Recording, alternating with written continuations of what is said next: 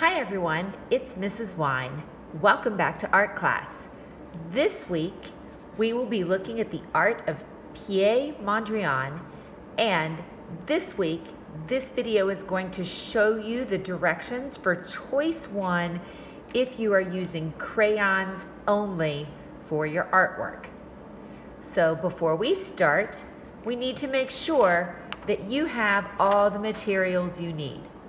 For this week's project, you're going to need a pencil, a black crayon, you're going to need a ruler or something with a straight edge, and as an option, you might want to have some shapes like squares and rectangles already cut out in a thick paper. You could use something recycled like a box, like a cereal box or a pasta box from home, or just a nice thick paper if you are choosing this option. But this week, I'm actually going to start with the ruler. Remember, when we look at Piet Mondrian's work, we are looking this week at those straight lines. In his work, Mondrian made his straight lines go 2 directions.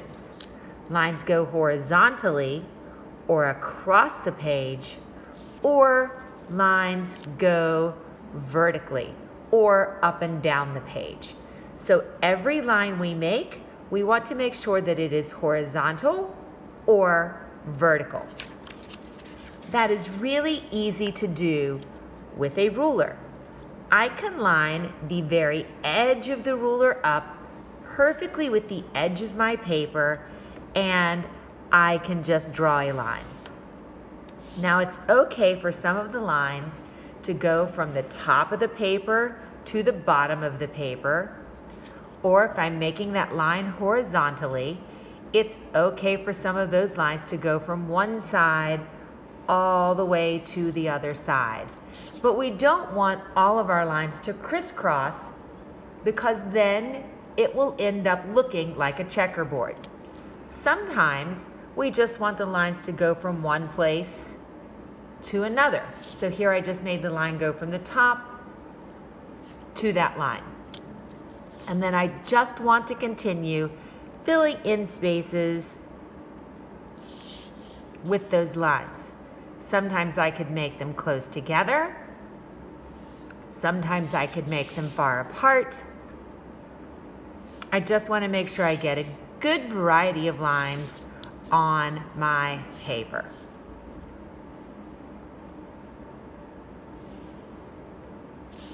So as long as I have the lines filling up my paper, some vertical lines on each side, some horizontal lines on each side, then I'm pretty good to go.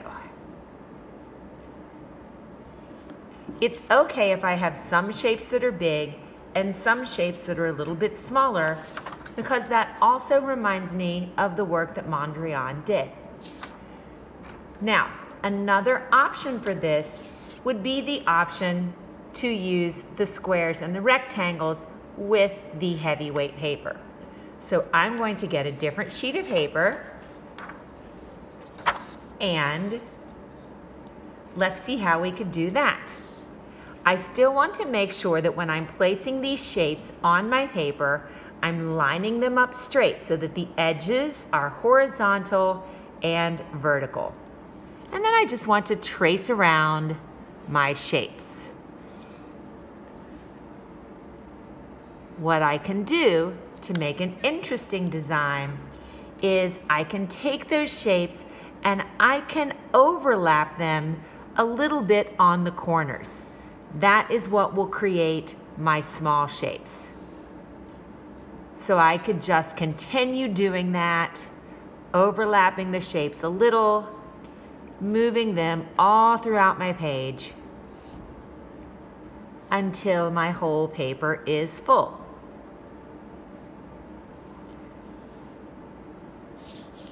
Once I am finished, then I am ready to start with the crayons. Now, another option could be I could combine this idea of the overlapping squares and rectangles I could also combine that with the straight line idea. So I could have some shapes traced like this, and then if I just wanted to add in a few more lines, I could come back with my ruler and I could just fill in some of those other places with straight lines.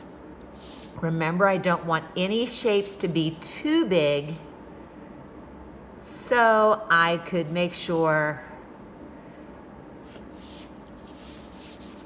just to fill in all those edges.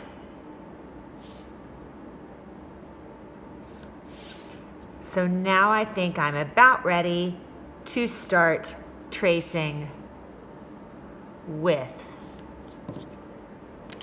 my crayons. So I have a nice variety of shapes.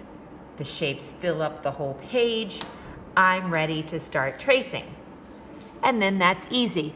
All I have to do is take my black crayon and go over all of these lines. It doesn't matter whether I'm doing the paper where I trace the squares and the rectangles, or if I'm getting the other paper with just the straight lines. I can also choose how thick I want to make those lines. I could just trace them one time, pressing really, really hard so that my line is nice and dark. Or if I wanted to make those lines a little bit thicker, I could go back and I could make another line right beside it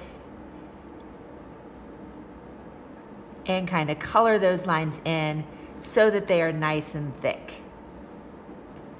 When you're finished drawing your lines this week, make sure you take a photo of your work and you can send it to me on Google Classroom or on Dojo.